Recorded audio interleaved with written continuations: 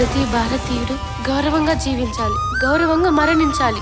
I want mercy killing.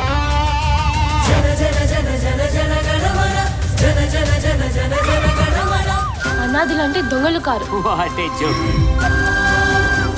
వేడుక అనేది మా గుండెల వెలితిని తీర్చేలా ఉండాలి, కానీ భారంతో అవే గుండెలు బరువెక్కేలా ఉండకూడదు సార్.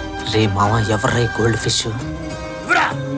ఇలాంటి ఓడికి చేప తినాలని ఆశ కలగాలి గాని దాంతో వ్యాపారం చేయాలని ఆలోచన రాకూడదు. మా బతుకులు కట్టొస్తే బసవరాజు ఏంటి ఆడు బాబుననే తిరుగుతాం. ఏం మాట్లాడుతున్నావురా?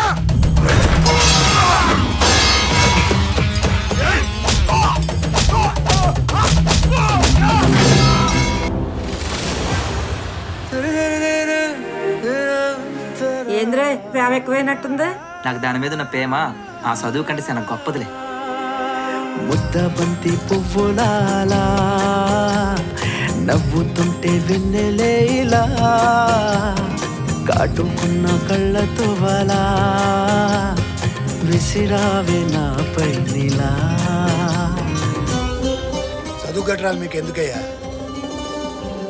పనులు నేర్చుకుంటే సుఖంగా బ్రతకగలమేమో కానీ గౌరవంగా బ్రతకలేమండి. సీత కన్నీళ్లు లంకా దహనానికి కారణమయ్యాయి. ద్రౌపది దుఃఖం కురుక్షేత్రానికి దారితీసింది. మీలాంటి అనామకుల చావు బతుకులు మా నిర్ణయాల మీదే ఆధారపడి ఉంటాయి. వీలైతే అన్ని మతాలు తమ మత గ్రంథాలుగా మన భారత రాజ్యాంగాన్ని బోధించండి. భవిష్యత్ తరాలకి ఉపయోగకరంగా ఉంటుంది.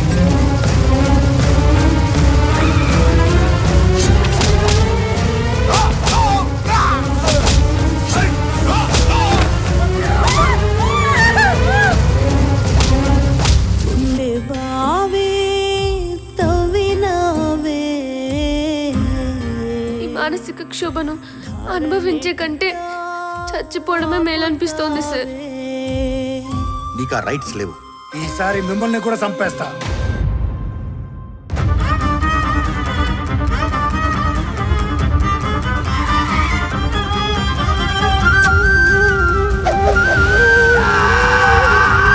మేము కష్టపడి బతికే వాళ్ళేమో కానీ తప్పుడు పనులు చేసేవాళ్ళం కాదయ్యా.